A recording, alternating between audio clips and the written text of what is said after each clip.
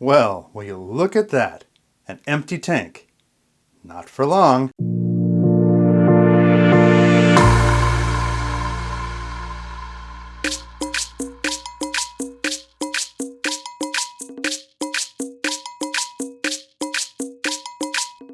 Several years ago, my son and I picked up an aquarium for his room from someone on Craigslist who was giving it away for free. It was a 28-gallon bowfront tank with a matching stand. We scaped it in a manner that was to his liking, reminiscent of the layout from my 20-gallon aquarium. It was planted with low-maintenance and sturdy Anubias and Java fern, and stocked with goldfish. After a few years, though, that free tank developed a leak which went undetected for a while, badly warping the stand. It was time to ditch the entire setup and start over.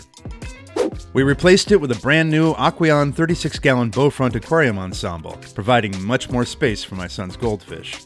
Goldfish can live a long time, however they don't live forever. When the last of his OG passed away recently, my son and I felt it was time for a change. But a change to what? It was around that time that I had acquired a very handsome marbled angelfish male from someone I knew in the area. She herself had taken it in as a rescue, but couldn't keep it. Once I saw this fish, I was captivated. Thinking he would fit perfectly with my plans to make over my 20-gallon aquarium as an all-Brazilian layout, I took him home and put him in with my Brazilian tetras, who promptly fled in terror. He was a beast. He needed a tank of his own. With my son also becoming quite enamored of this angelfish and nicknaming him Big Mac, we decided to convert my son's 36-gallon tank into a tropical environment themed to the country of Peru. That would be Big Mac's new home. We broke down his tank, cleaned it, and got it ready to receive its rescape.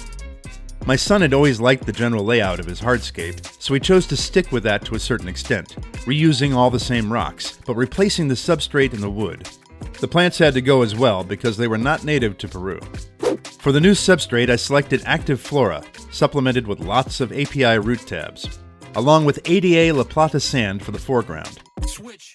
We swapped out the pair of old, well-worn Malaysian driftwood pieces for two new ones that were bigger and had much more character.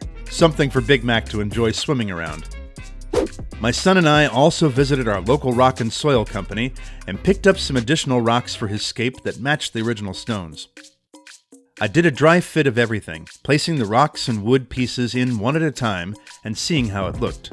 I cheated everything inward a bit from where it had been before, away from the glass to make it easier for Big Mac to navigate the scape, considering he is much larger than the previous tenants. Once I was satisfied with the placement, we put in the substrate.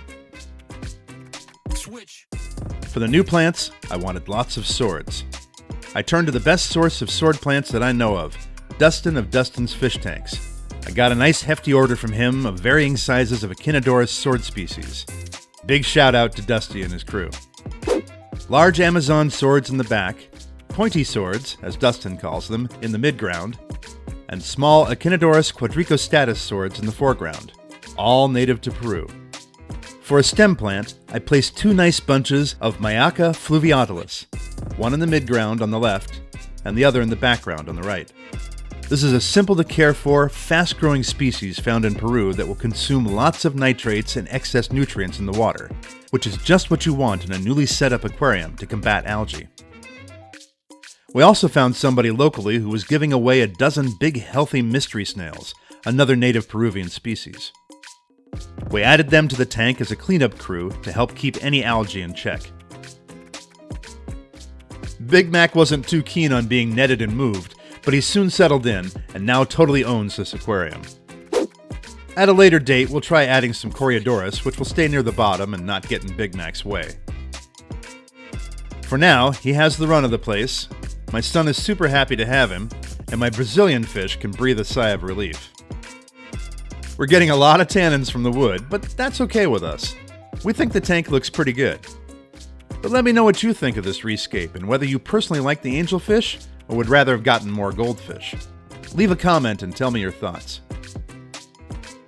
Thanks so much for watching. Blessings to you. Switch.